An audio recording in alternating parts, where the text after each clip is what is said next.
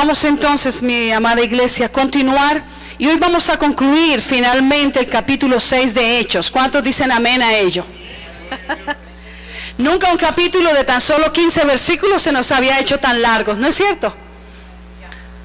Ah, ¿no? Bueno, ya 3 mensajes del mismo capítulo, pastora, por favor. Pasemos al 7. Mire que yo en mis lecturas ya terminé Hechos, dirán algunos. ¿Cuántos pueden decir eso? Ay, ay, ay. ¿Qué pasó? ¿Estamos leyendo, estudiando Hechos? Amén. Gloria a Dios. Capítulo 6 de Hechos, versículos del 1 al 15. Y hoy vamos a concluir con este mensaje intitulado Debidamente Calificados. ¿Cuál es el título del mensaje, iglesia? Debidamente calificados. Amén. Dice así la palabra del Señor. En aquellos días, como creciera el número de los discípulos, hubo murmuración de los griegos contra los hebreos, de que las viudas de aquellos, o sea, de los helenistas, de los griegos, eran desatendidas en la distribución diaria. El pueblo era 100% de linaje hebreo. Amén, tenga eso claro.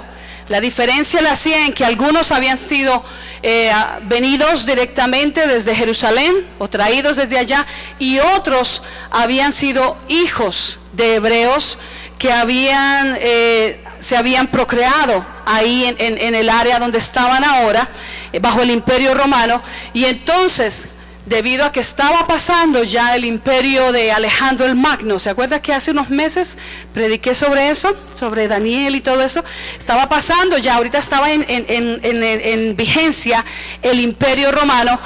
Igual la población era básicamente hebrea, pero algunos tenían adoptados para ellos mejor la cultura griega. Hablaban griego, pero eran de linaje hebreo. Amén. Muy bien, entonces se da cuenta que aunque eran del mismo linaje prácticamente, tenían algunas diferencias culturales, de lenguaje y otras por el estilo, y eso causó, debido a que vieron la necesidad, causó ¿qué? ¿Qué fue en lo que incurrieron? Murmuración, rumores, sí. Versículo 2. Entonces los 12, que eran los pastores, ¿verdad? Los apóstoles, convocaron a la multitud de los discípulos y dijeron: no es justo que nosotros dejemos la palabra de Dios para servir a las mesas. Buscad pues, hermanos, de entre vosotros a 7 varones de buen testimonio, llenos del Espíritu Santo y de sabiduría, a quienes encarguemos de este trabajo, y nosotros persistiremos en la oración y en el ministerio de la palabra. Agradó la propuesta a toda la multitud y eligieron a Esteban. ¿A quién eligieron? A Esteban. Y mire cómo lo siguen describiendo: varón lleno de fe y del Espíritu Santo. A Felipe, a Prócoro, a Nicanor, a Timón, a Parmenas y a Nicolás, prosélito de Antioquía, a los cuales presentaron ante los apóstoles, quienes orando les impusieron las manos. ¿Qué hicieron? Hicieron lo que nosotros hicimos hace unos minutos con Alex. Eso fue lo que hicieron. Amén. El grupo, la multitud de discípulos propusieron nombres y finalmente se pusieron de acuerdo en 7 de ellos y los presentaron a los apóstoles, y los apóstoles los aprobaron y de una manera simbólica impusieron las manos en ellos para ungirlos. Versículo 7. Y crecía la palabra del Señor, y el número de los discípulos se multiplicaba grandemente en Jerusalén. También muchos de los sacerdotes obedecían a la fe. Ahora vamos a entrar al versículo 8, del 8 al 15, y ahí vamos a concluir el día de hoy. Y Esteban, a ver, es el mismo Esteban del versículo 5, ¿verdad? Vaya un poquito atrás al versículo 3. ¿Cuál era el criterio de ellos? Buen testimonio, lleno del Espíritu Santo y de sabiduría. Versículo 5, lleno de fe, ¿verdad que así dice? Esteban era lleno de fe, un varón lleno de fe y del Espíritu Santo. Ahora el versículo 8. Y Esteban, lleno de ¿qué? de gracia y de poder, hacía grandes prodigios y señales entre el pueblo. Entonces se levantaron unos de la sinagoga llamada de los libertos y de los de Cirene, de Alejandría, de Cilicia y de Asia, disputando con Esteban. Debo pausar en este momento para otro inciso en nuestra lectura, y así vamos caminando todos, instruyéndonos o compartiendo unos con otros, y crece así mismo nuestra fe. Tengo que hacer esta mención. Mire cómo está ahora describiendo la situación que se le vino a Esteban. Dice que se levantaron unos de la sinagoga llamada de los libertos, vinieron otros de otra sinagoga, de los Cirene, de Alejandría, de Cilicia. Cilicia era una de las provincias de Asia Menor, en aquel entonces, hoy conocida como Turquía. Hoy conocida como Turquía. Amén. Y en aquel entonces Cilicia, la capital, se cree que la capital o una de las ciudades más importantes, muy posiblemente la capital de Cilicia, se llamaba Tarso. Le envía, ¿de dónde venía quién? Saulo de Tarso. Es importante que tengamos esto en mente para cuando lleguemos al capítulo 7. Amén. ¿Y qué pasó con todos los que vinieron de allá? Mire, ellos estaban disputando con Esteban. Usted dé por cierto, porque lo vamos a ver más adelante, que entre esos que estaban disputando con Esteban estaba la fichita de Saulo de Tarso. Saulo de Tarso. ¿Qué dice Saulo de Tarso? Después convertido en el apóstol Pablo, que era él, dice que en cuanto a la ley, fariseo, era irreprochable. Tremendo, ¿verdad? Celoso. Dice además que había sido educado a los pies del gran maestro Gamaliel. O sea, hermanos, que para disputar y contender en cuanto a la fe, no solamente con toda la gama de maestros, de rabinos, de escribas que habían ahí, conocedores de la ley, pero encima de eso, tener a esta fichita Saulo de Tarso, definitivamente Esteban tenía que estar lleno del Espíritu, lleno de sabiduría, amén, lleno de fe, ¿de qué más? Lleno de gracia y de poder. Y finalmente avanzamos hasta el versículo 15, ya vamos a llegar ahí. Miren lo que dice el versículo 10.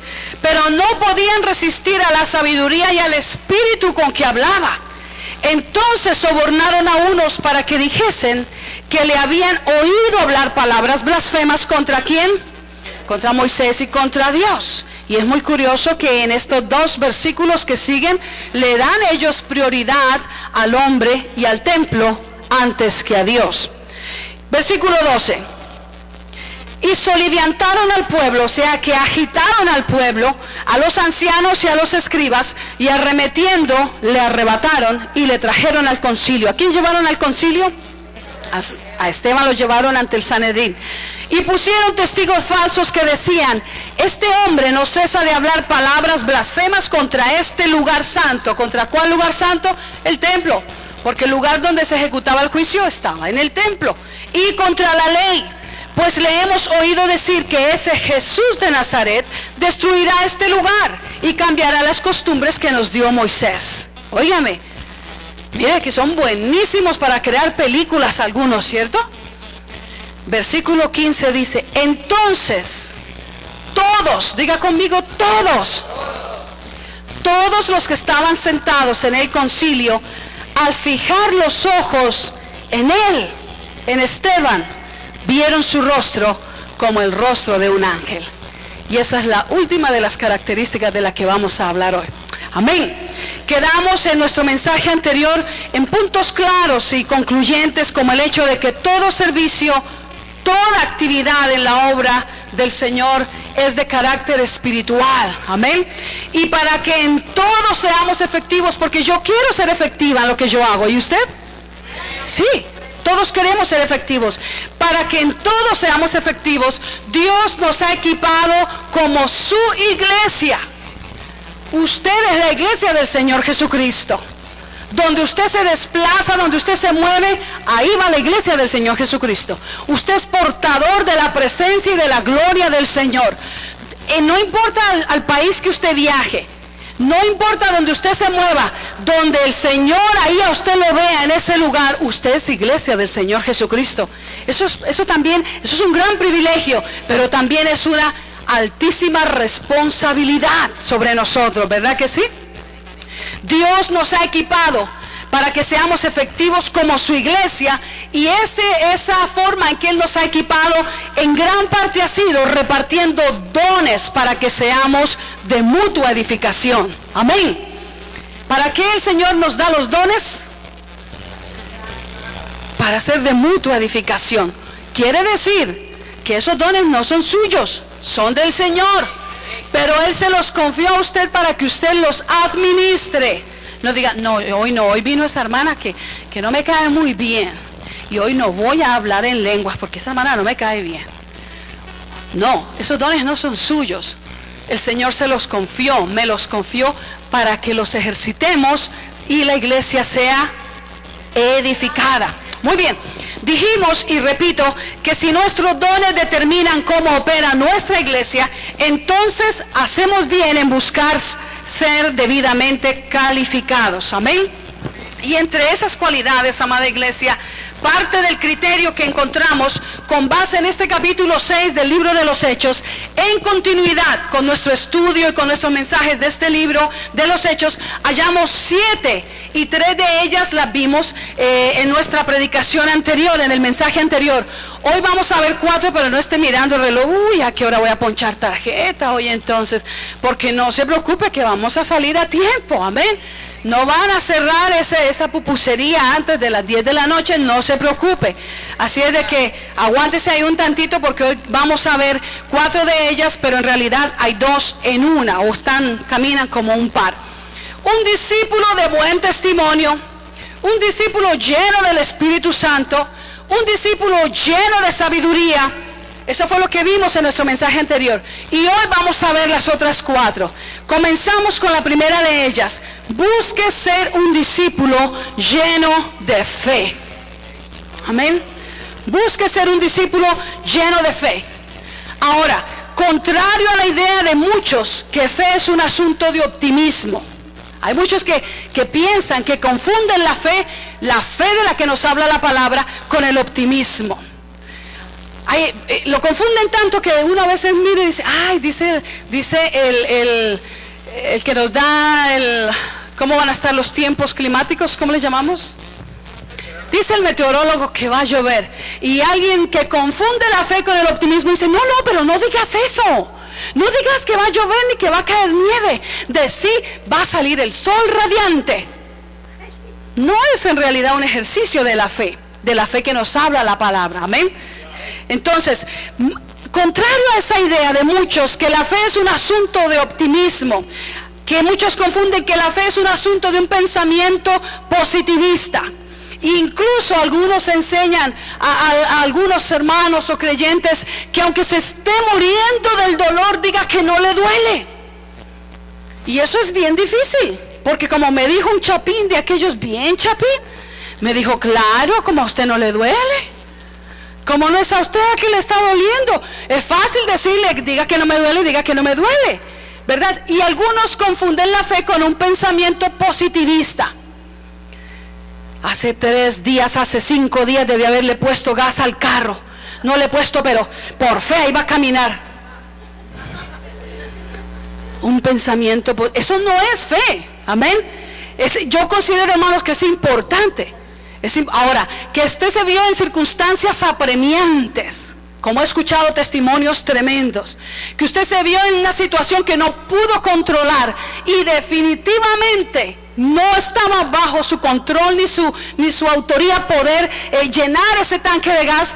Muchas veces Dios ha intervenido, y aunque sea con agua, el carro yo he escuchado que ha caminado. A mí no se me ha hecho uno de esos milagros todavía, pero me gustaría que especialmente en este tiempo se nos hiciera, ¿verdad? Un poquito.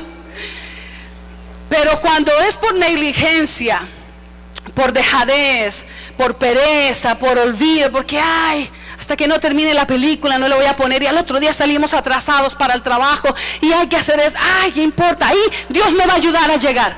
Puede ser que Dios le ayude, pero créame que Dios no le va a colitar que usted haga de eso un hábito, que todo el tiempo Él lo va a estar sacando de esos aprietos cuando usted sabe cuál es su responsabilidad. Amén. ¿Están conmigo? Entonces, fe no es esa idea de un pensamiento positivista, de declarar y clamar para obtener, como se hizo muy popular una predicación por muchos años, y aún hasta el día de hoy se predica mucho en ciertos estados de aquí de los Estados Unidos, que you name it and claim it, para que la puedas tener. Entonces la gente a veces llegaba y le ponía las manos al carro de la pastora, que era un Mercedes en aquel año un poquito más nuevo, decía: Señor, tu palabra dice que todo lo que tocare la planta del pie, y se lo ponía, todo eso va a ser nuestro, dámelo. No, el Señor ya me lo había dado a mí, no se lo puede dar a usted. Pero se hizo muy popular. Yo estoy queriendo llevarlo a algo muy importante, para que usted vea que el evangelio es tan práctico, pero es un evangelio bien real y bien verdadero. Amén. Que Dios conoce los corazones y Dios sabe muy bien lo que está en nosotros. Entonces, confundir la fe con ese tipo de pensamiento, con declarar, clamar para obtener, eso no es cierto. Eso no es fe. Eso no puede ser tildado de fe. La Biblia en realidad nos enseña que la fe es una virtud. Diga conmigo, virtud. Es una virtud que desciende de lo alto y que puede ser cultivada, lo cual a su vez transforma la actitud del discípulo frente a todo en su vida. Amén. Es una virtud que nos transforma y cambia nuestra actitud para cómo nosotros ahora vemos y conceptualizamos la vida. Y quiero hacerle en este punto, porque es el punto en el que en realidad más me voy a detener. Amén. El que seamos discípulos, varones y mujeres llenos de fe. Amén. Quiero hacerle algunas observaciones. La primera de ellas, sin duda usted ya me la ha escuchado varias veces, los que me conocen de hace tiempo. La fe no consiste en negar la realidad esperando que así se realice un milagro. Amén. Una anciana una vez, hace algunos años en Colombia, quería hacerme creer que el billete que ella me daba de 5 era un billete de 100, porque ella por fe lo veía de 100, pero no era un billete de 100, era un billete de 5. Yo se la dejé pasar porque era mi abuelita. Allá le decimos la nona, y dije, pues tal vez no ve la viejita. Pero después, cuando le fui a dar el cambio de uno de a 5, bien vio que no le daba cambio del día 5, sino que no le daba cambio del día 100, sino de a 5. Entonces me di cuenta que no era problema de la vista. Estaba como distorsionado ese concepto de la fe.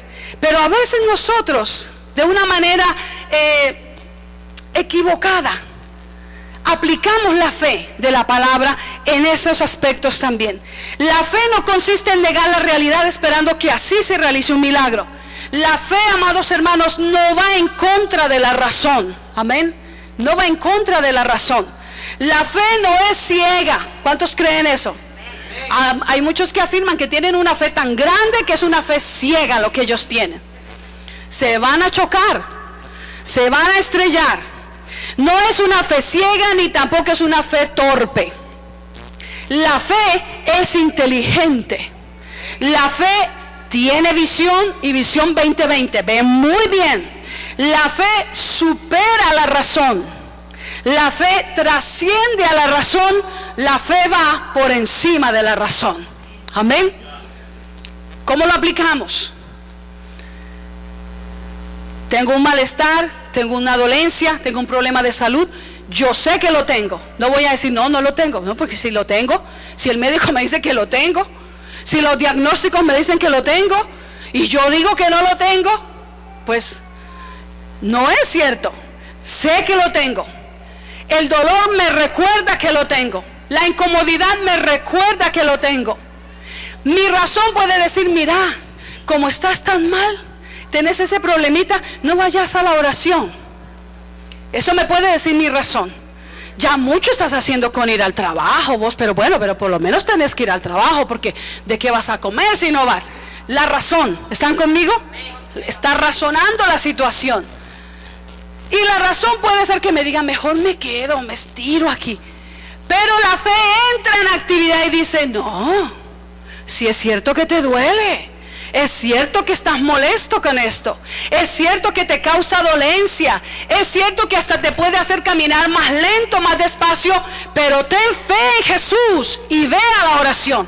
Esfuérzate en la gracia que es en el Señor Jesucristo y ve a la oración.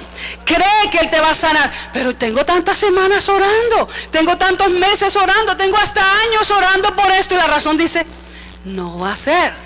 Te sigue doliendo, las cosas te van mal. La fe dice, todo lo puedo en Cristo, porque Él me fortalece. Amén. Entonces la fe trasciende a la razón. La segunda observación que quiero hacer con respecto a la fe es que la fe viene por oír la palabra de Dios. Amén. La fe viene por oír la palabra de Dios. La gente tiene más facilidad para creer los anuncios de la dieta. ¿Cuántos dicen amén? Sí. La gente tiene más facilidad para creer los anuncios de cómo combatir el sobrepeso, de cómo evitar el envejecimiento. La gente tiene más facilidad para creer todo eso que para creerle a Dios o para creerle a Jesús. ¿Por qué? Porque para oír la palabra y ser en ella instruidos no tienen tiempo. No tienen tiempo. Y nosotros de muchos mensajes estamos siendo bombardeados. Usted se levanta y usted sale y usted encuentra, hay un anuncio que dice just do it. Propagandas, ¿verdad? Usted ve anuncios que pasan por pegados en los buses, que dicen, le anuncian la película y le dicen una cantidad de cosas, y eso está bombardeándolo a uno. Todos esos mensajes. Llegas a la parada del bus y encuentras un mensaje que dice, ¿tienes problemas con tu pareja? ¿Se te acabó el amor? ¿Sientes que te están traicionando? Llame a la hermana Rita, 1-900, y abajo una línea más chiquitita que dice $7.99 por minuto más impuestos. Y la gente cree y dice, ¿será? Me dan ganas de probarlo, a ver si eso me funciona. Está siendo bombardeado. Pero usted dígale, vamos a un culto, vamos a la iglesia, oigamos este mensaje otra vez, a ver cómo el Señor nos corrige y nos ministra. Y ella va a decir, pero es que estoy tan cansada, tengo tantos problemas, tengo tanto trabajo que hacer. Y se da cuenta. Y la fe viene por el oírla, la palabra de Dios. No es solamente oír, es escuchar la palabra de Dios. Como no la escuchan, sus corazones y sus entendimientos no son alimentados con fe. Amén. Por eso no debemos dejar de congregarnos. Claro, cada día debemos beber de la fuente de la palabra, en la oración, la búsqueda. Pero amados, es muy importante congregarnos. Yo le doy gracias a Dios por estas familias que yo he visto que cada vez más en serio toman esto de ir a la escuela de discípulos, no perderse los cultos, no perderse las reuniones. Porque créame que esa semillita de fe que un día fue plantada en su corazón está siendo cultivada. Está creciendo. Hoy usted está más empoderado y empoderada para enfrentar un desafío mayor que hace unos meses atrás lo pudo haber destruido. ¿Por qué? Porque su fe ha sido alimentada. Amén. ¿Verdad que sí? ¿Están conmigo en eso, hermanos? Así es. Amados hermanos, quiero preguntarle, piense por un momento en cuántos remedios caseros usted ha practicado. ¿Cuántas veces usted ha alterado su dieta alimenticia? ¿Cuántas veces ha implementado algo nuevo o diferente en su rutina porque quiere un resultado? Y piense cuántas de esas veces usted lo ha hecho únicamente porque alguien se lo dijo. No un médico, no un doctor, sino que alguien se lo dijo. O usted lo escuchó, que allá en su pueblo se practicaba eso. Usted escuchó algún anuncio. ¿Está conmigo en esto? ¿Cómo uno lo llega a creer? ¿Cómo uno lo llega a creer? Un anuncio. Y mírese, eso se corre rapidísimo. Y cualquier cosa uno dice, ¿usted no se ha dado cuenta que a veces nosotros nos volvemos doctores? Nosotros nos automedicamos y decimos, no, yo me acuerdo que en la casa hacían esto y aquello. Y bueno, es cierto que hay remedios caseros que son muy buenos. No se le puede quitar.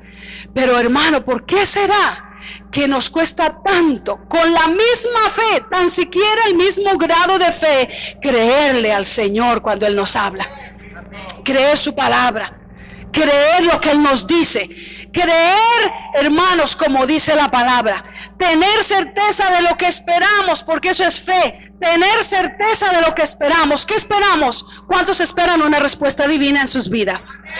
Amén. Tener certeza que Jesús bautiza con el Espíritu Santo y fuego. Eso es lo que dice que es fe. Tener certeza es que yo lo creo.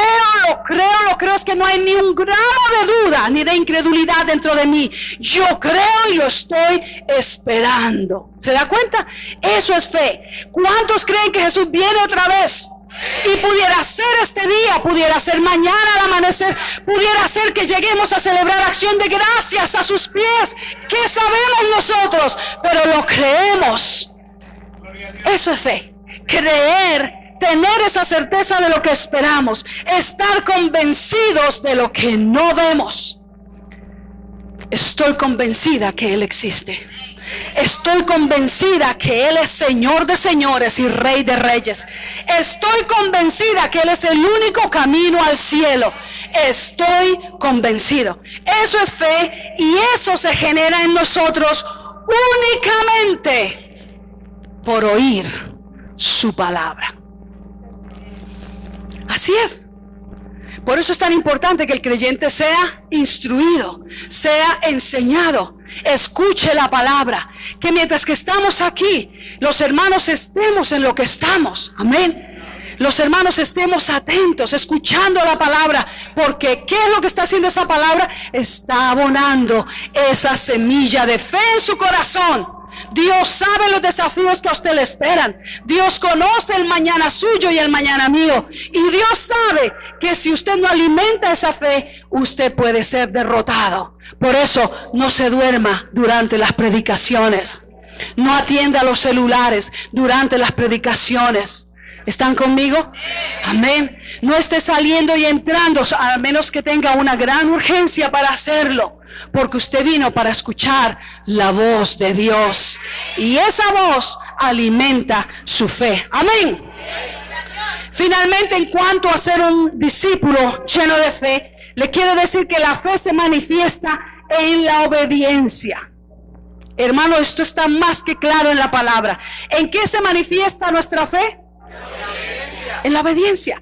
De acuerdo a este pasaje, ser un varón de fe, ser una mujer de fe, equivale a ser un conocedor de la doctrina, ser conocedor de la palabra y ser obediente a ella.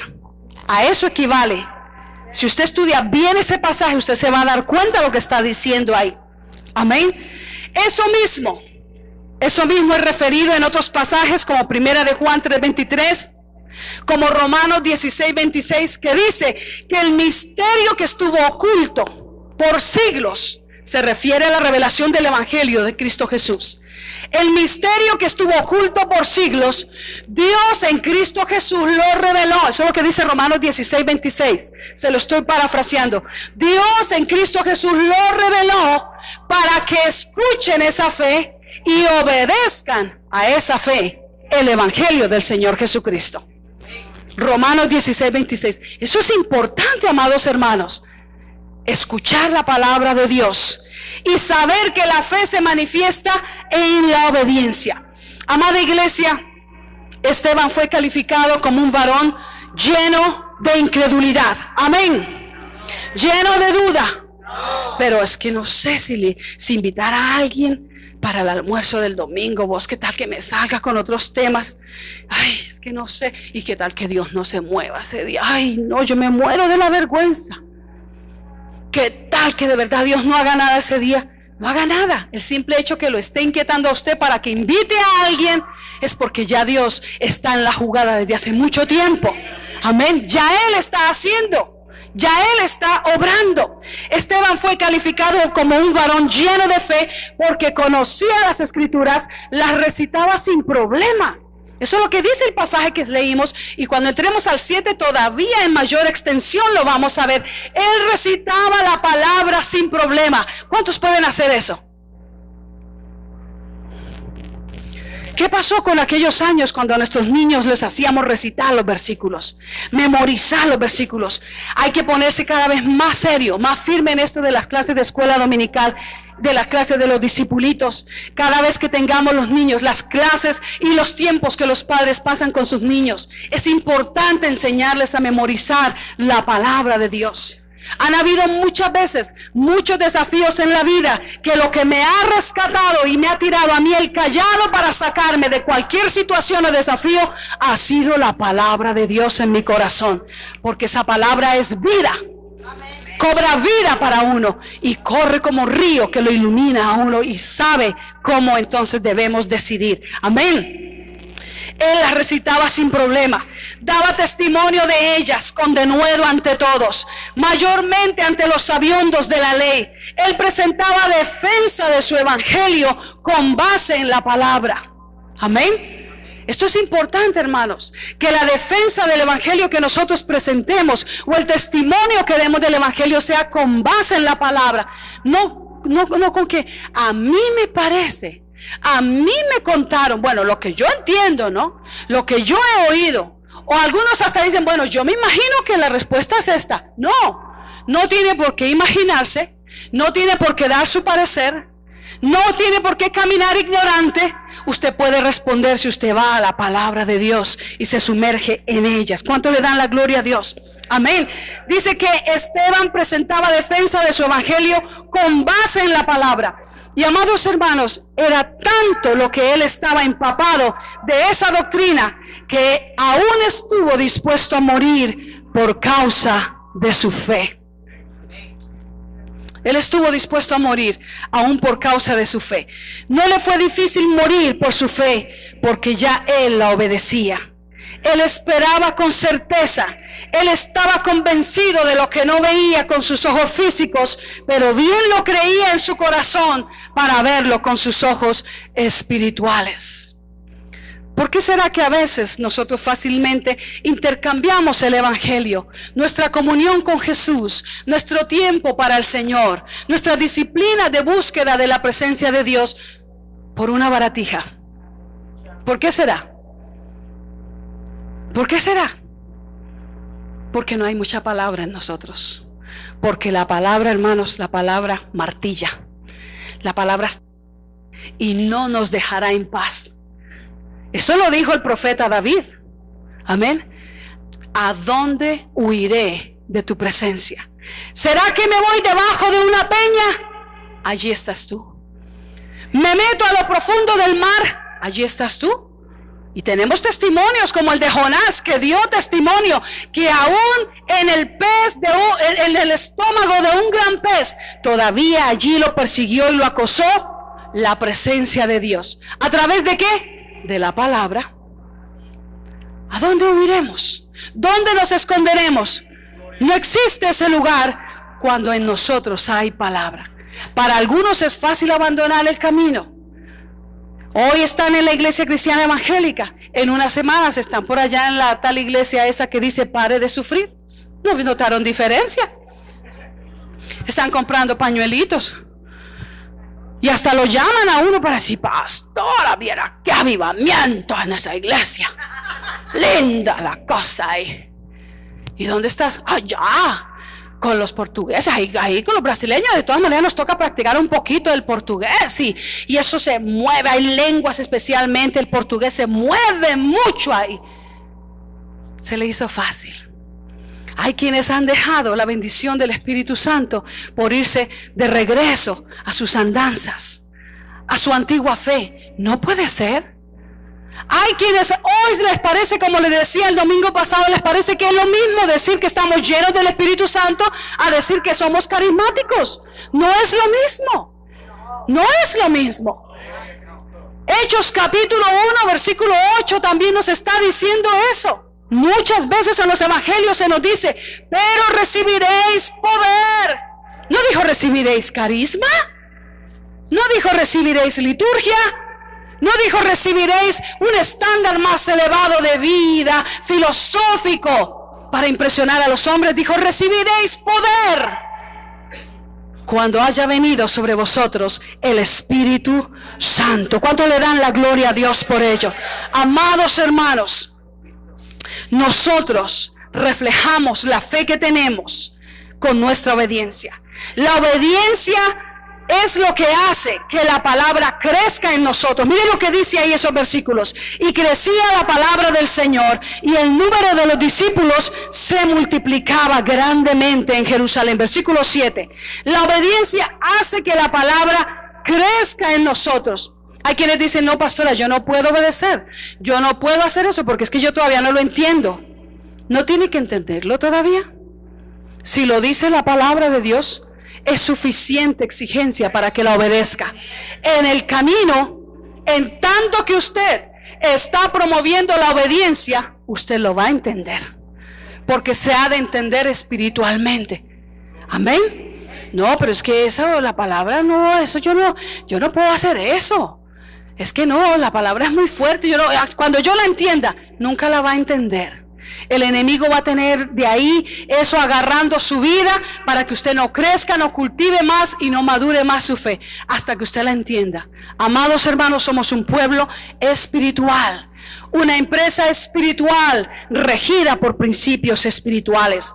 La obediencia nos hace discípulos fértiles para multiplicarnos. Nos reproducimos en otros que obedecerán como nosotros. Eso es muy importante. Nos vamos a reproducir en otros discípulos que van a obedecer como tú y yo obedecemos. ¿Se da cuenta el peligro? Amén. Es un gran desafío. Hay personas que tienen muchísimos talentos, muchas habilidades. Aquí en la iglesia hace unos años tuvimos a alguien que tocaba muy bien el teclado. Muy bien, era dedicado al teclado. Parece que desayunaba teclado, almorzaba teclado, cenaba teclado. Sí, y se lo digo porque le prestamos el del templo, lo traía lleno, manchado de Cheetos y de Doritos, de Coca-Cola. Es cierto, hermanos. Por eso le digo que comía teclado. Tal vez hasta dormía teclado, no sé. Pero no podía obedecer. ¿De qué sirve el talento? ¿De qué sirve el conocimiento? ¿De qué sirve la experiencia y las habilidades?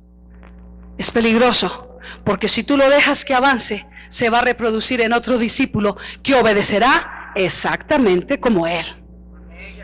¿Están conmigo, hermanos? Eso es así. Eso es así. Mire, hay gente que lo ve, que ve a las personas y dice: usted no va a la iglesia de tal pastor o de tal pastora, ¿no es cierto? Sí, hermanos. Usted habla parecido a tal persona. Eso mismo decían de los discípulos, pero es que ustedes hablan como aquel maestro. Ustedes suenan como que han estado con Jesús. Hermanos amados, es importante. La obediencia hace que la palabra crezca en nosotros. La obediencia nos hace fértiles para multiplicarnos. Nos reproducimos en otros que obedecerán como nosotros. Por eso yo quiero serle agradable al Señor. Reproducirnos en discípulos que pueden decir: oye, ve qué tremendo camino de la fe que estoy aprendiendo contigo. En la narrativa o en la defensa que Esteban presenta ante el Sanedrín, ahora déjeme decirle que era el mismo concilio, el mismo Sanedrín que había enjuiciado a Jesús. Ahí estaba Esteban. En esa narrativa que comienza en el capítulo 7, cuando él está siendo enjuiciado, este primer mártir de la iglesia cristiana, ¿cómo se llama el primer mártir de la iglesia cristiana? Esteban. Ese primer mártir de la iglesia cristiana hace una marcada referencia de tres personajes. Él habla de Abraham, habla de José y él habla de Moisés. Más adelante, cuando lleguemos a ese capítulo, vamos a hablar un poco más a fondo de ellos.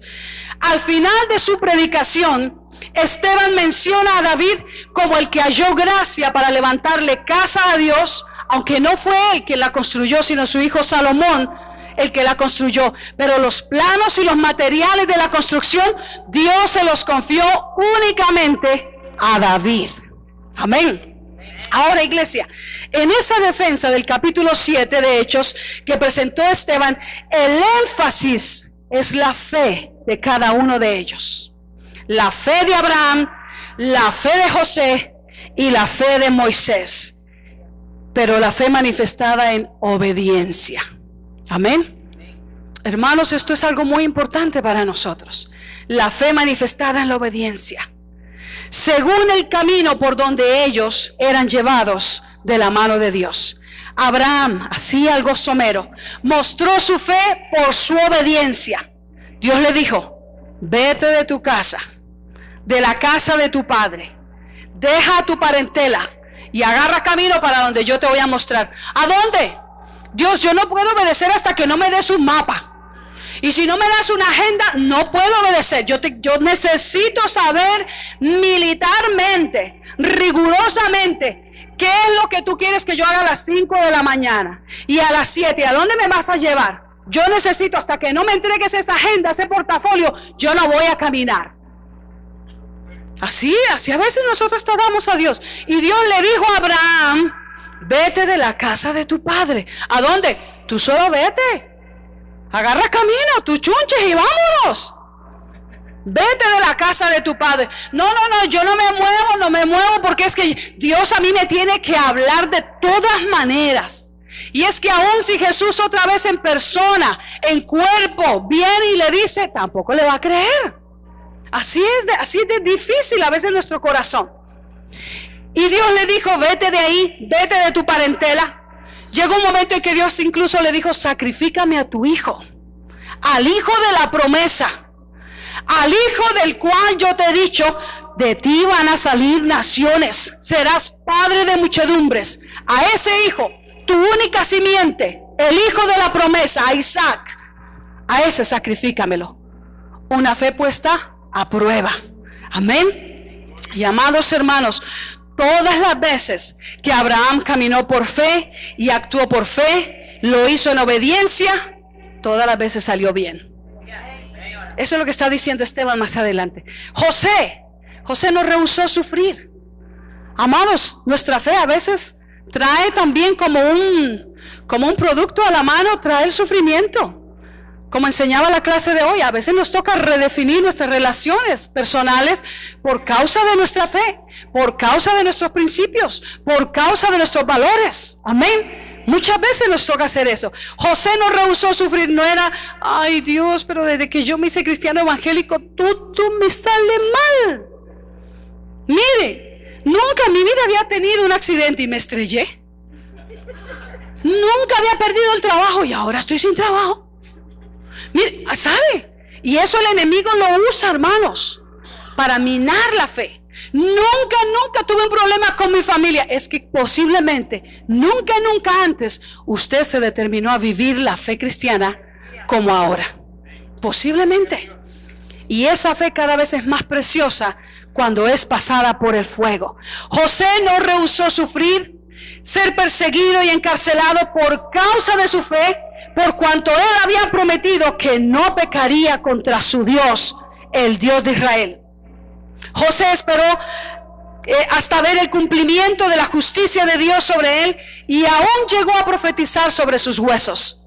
José es uno de los patriarcas que nunca entró a la tierra prometida en vida, pero 400 años más tarde a él lo llevaban cargado. Los huesos de él lo llevaban a la tierra de Canaán. Pero él había profetizado y él había dicho: Dios ciertamente los va a visitar. Y cuando él nos visite y él abra las puertas para que vayan a la tierra prometida, no dejen mis huesos en Egipto. Yo quiero ir a la tierra prometida. Óigame, eso es tremendo. Eso, amada iglesia, es...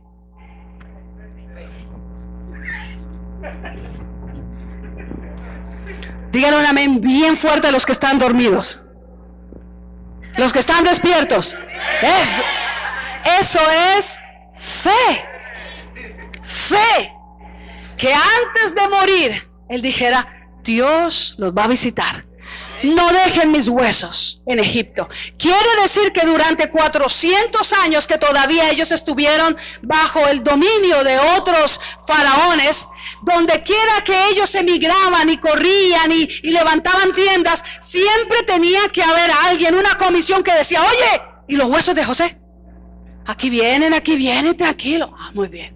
Y los huesos de José, aquí vienen. Y el día mismo en que iban entrando cerca de 1 millón de inmigrantes, en su mayoría de 20 años o alrededor de esa edad, a la tierra prometida, ahí llevaban cargados los huesos de José, porque él lo había visto por fe, lo había profetizado por fe, lo había declarado por fe, y él había dicho: no dejen mis huesos en Egipto. Alabado sea Dios. Eso es tremendo, ¿verdad?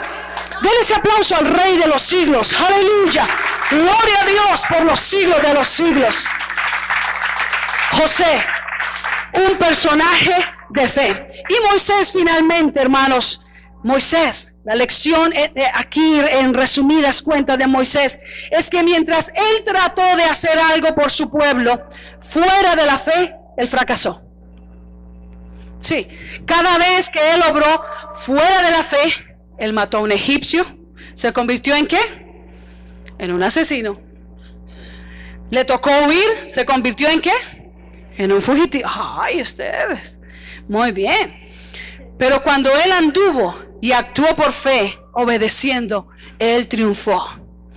Tuvo momentos en que titubeó y hasta llegó a decir: pero yo ¿cómo voy a ir ante Faraón si yo tartamudeo? Eso dice la palabra. Yo no sé hablar. ¿Qué le voy a decir? Y Dios le dijo: no te preocupes. Tu boca será Aarón. Tú solo cree, obedece. Y cada vez que él obedeció, él triunfó. Amados hermanos, un discípulo calificado debidamente es un discípulo que tiene una fe inteligente. ¿Dicen amén a ello? Amén. Tiene una fe visionaria. Tiene una fe nacida en la palabra y tiene una fe cultivada por su obediencia. Voy a entrar al segundo punto y ya más o menos terminamos. 1 hora más. Vamos a ver. Busque ser un discípulo lleno de gracia y de poder. Este ya es más breve. Busque ser un discípulo lleno de ¿qué? De gracia y de poder. Es interesante, amados hermanos, cómo se mencionan estas características en este pasaje. Se mencionan como si fueran de la mano. ¿Se da cuenta? Como si fueran gemelas, como si fueran pareja. Gracia y poder. ¿Está pensando en nombres para sus futuros hijos? Gracia y poder. ¿Espirituales puede ser? Sí. Poder. Poder para hacer grandes prodigios y señales entre el pueblo. Eso es lo que dice. Así dice, así, ¿verdad, hermana Cecilia? Así dice. Versículo 8. Así dice. Poder para hacer grandes prodigios y señales entre el pueblo. No es que, hermano, mándeme a mí a tal lugar porque Dios me usa mucho en Hawái. Mucho, Dios me usa mucho allá. Viera con cuánto poder Dios me respalda. Y aquí no sabemos nada del hermano, no sabemos nada de la hermana. No, es que poder para hacer grandes prodigios y señales entre el pueblo. Igual que los apóstoles, quiere decir obrar sanidades, señales, incluso intervenciones de maravillas de juicio, como pasó en el capítulo 5 de Ananías y Zafira. Eso es lo que está diciendo. Se usa exactamente la misma línea en el griego: prodigios y señales, igual que los demás apóstoles. Gracia para hablar, para presentar defensa del evangelio ante la multitud, máxime ante los eruditos de la ley, ante Saulo de Tarso. Mire, hermano, presentar defensa del evangelio ante Saulo de Tarso debió ser una prueba de fuego terrible. Usted lea el currículum del hermano Pablo, que Dios lo bendiga. Tremendo currículum. Presentar defensa del evangelio delante de ese personaje, solamente delante de él, eso era una prueba de fuego tremenda. ¿De qué estaba lleno Esteban? De gracia, para hablar y presentar defensa del evangelio ante la multitud, ante Saulo de Tarso, para contender con ellos por la veracidad del evangelio de Jesucristo y lograr que lo escucharan. Eso era clave, lograr que lo escucharan. Eso se llama gracia. Eso se llama gracia, hermanos, gracia. Poder, la habilidad de obrar o decir algo con fuerza, con un ímpetu que causa un resultado. Poder para eso. Y en esto consiste el Evangelio de Dios, en poder. Amén. Yo no me avergüenzo del Evangelio porque es poder de Dios. Amén. Y a los que le recibieron les dio poder para ser constituidos hijos de Dios. Amén. Poder. Lo necesitamos. Gracia. ¿Cuánto nos urge la gracia? Favor, virtud. La gracia es un rasgo atractivo, como un toque especial de Dios en alguien que le da favor con la gente. Gracia. Y amados hermanos, para cerrar este número 2, quiero decirle que hay oportunidades, hay puertas, hay beneficios, hay privilegios, hay regalos que se abren ante nosotros únicamente porque hay gracia de Dios en nosotros. De igual manera, hay puertas que se cierran porque nos falta gracia de Dios. Amén. Eso tiene que tenerlo muy claro. Hacemos bien cuando oramos pidiendo gracia sobre nosotros, gracia sobre nuestros hijos. Yo le encarezco a los padres, yo así oro. Yo oro por todos los niños de la iglesia, uno por uno, sus nombres. Oro por los niños de mi familia, uno por su nombre y todo eso. Y hay algo que todos los días le pido al Señor, y es gracia. Hay quienes solamente oran y dicen: ay, Señor, guárdemelo de todo peligro, guárdemelo de ese niño bully en la escuela, que no me lo golpee ni me le quite el lunch, Señor, porque pobrecito, guárdeme mi niña. Solamente eso ora. No, ore con más entendimiento. Pídale a Dios gracia sobre sus hijos, para que sus hijos tengan gracia delante de los maestros. La gracia abre puertas que nada más puede abrir. Una mano de poder no la puede abrir. Una influencia no la puede abrir. La gracia la abre. Estudie los proverbios, usted se va a dar cuenta que la gracia, el favor, el don, dice que llega incluso hasta lugares de reyes donde nadie más puede llegar. Hermano, eso es gracia. Amén. Ore por sus niños, por los hijos, por los jóvenes. Oremos por la intervención que vamos a tener cada día con las diferentes personas, y oremos que Dios nos dé gracia. ¿Cuántos están conmigo en eso? Es muy importante, muy importante. Si usted se da cuenta que algo de usted, de alguno de sus hijos, aunque a los padres nos cueste o les cueste a veces asumir eso, algo de sus hijos, algo de usted choca mucho con alguien, pídale a Dios gracia. Pídale gracia. Por gracia yo me he ganado descuentos que ni siquiera estaban registrados. En serio. Por gracia me han dejado salir de países aunque no calificaba para salir. Me pudieron haber retenido y quitarme toda la documentación. Por gracia.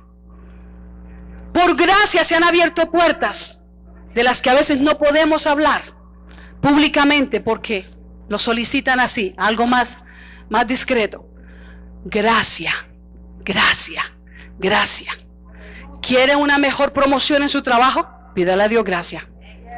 ¿Quiere que le remuneren debidamente? Pídale gracia al Señor. Ay, no se desgallete tanto pidiendo los papeles. Ay, que no tengo papeles, no tengo papel. Pídale gracia a Dios. Mire, hermanos, la gracia es algo hasta indescriptible. Gracia. ¿Necesita contratos? ¿Hacer ventas? Pídale gracia a Dios. Amén. Pídale gracia. Por gracia, algunos han ascendido a tronos. Por gracia, algunos han sido librados de la espada, como la reina Esther. Por falta de gracia, el más brillante, el más bonito, el más rico, el más influyente de los seres humanos termina solo porque nadie lo soporta. Cuando le falta gracia, oremos por ser cubiertos con gracia. Amén. Para concluir, el versículo 15 del capítulo 6 termina describiéndonos lo que la gente veía en Esteban. Dice que al fijar los ojos en él, vieron su rostro como el rostro de un ángel. ¿A usted no le parece eso precioso? Como el rostro de un ángel.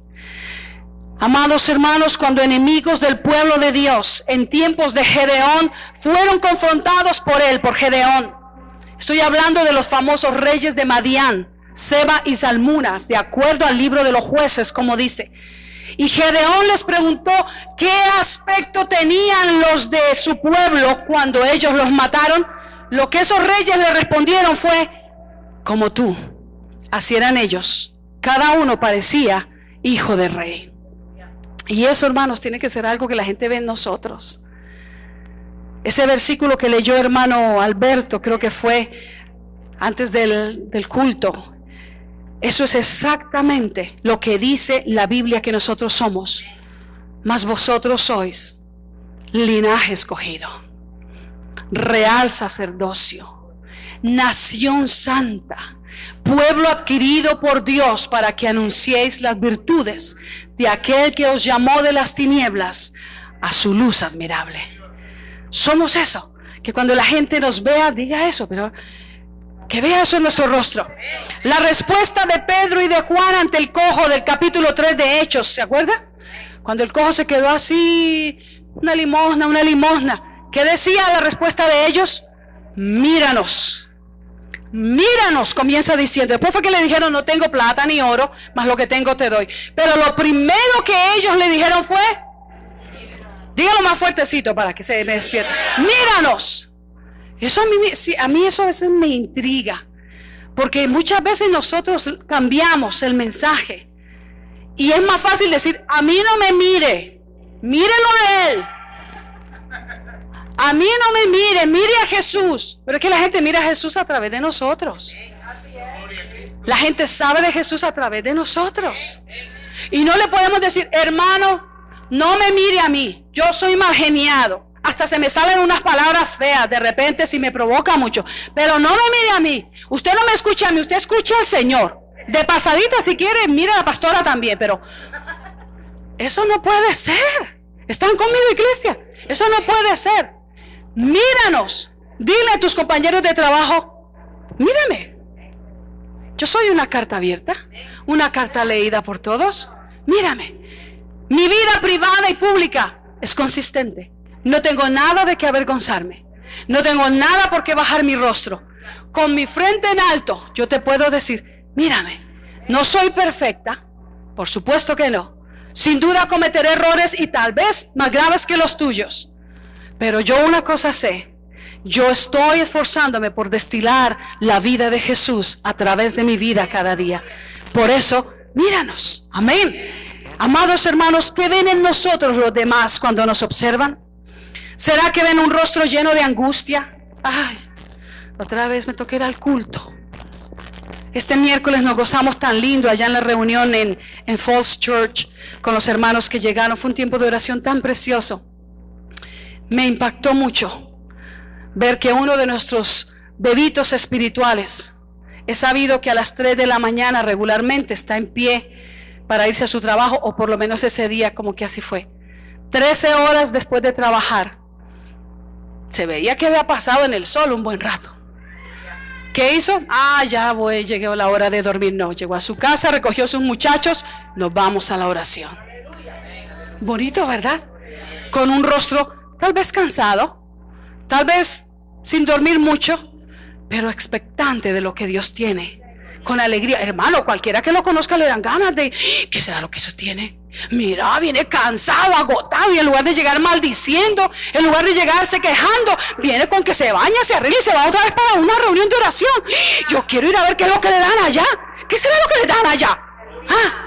¿Qué será lo que le dan? Es tremendo, ¿se da cuenta? ¿Qué es lo que la gente ve en nuestro rostro? ¿Una cara de aflicción? Esta vida pesa mucho. Todo me sale mal desde que me hice evangélico. No, mejor vos quédate allá con tu fe. Mira, yo ahorita no estoy seguro. No sé si voy o vengo, la verdad. ¿Qué es lo que ven? Miradas de desesperanza. ¿Qué escuchan? Conversaciones que desmoralizan. Un estilo de vida que a nadie provoca, que a nadie inspira a conocer a Jesús. ¿O será que ven en nosotros, escuchan en nosotros, observan en nosotros la vivencia de un evangelio que transforma, que vale la pena seguir? Un evangelio que es el olor del conocimiento de Jesús. Amada iglesia, quiero cerrar con esto. Dispénsenme unos 7 minutos más, llenos del Espíritu. Repasemos el criterio. llenos del Espíritu, de buen testimonio, sabios, llenos de fe, llenos de gracia, llenos de poder, y que en toda nuestra manera de desenvolvernos reflejemos a Jesús. Porque, amados, con esto quiero cerrar. Hoy más que ayer estamos más cerca de lo grande que Dios ha escogido para confiarnos, porque estoy convencida que algo grande viene y hoy estamos más cerca de poseerlo.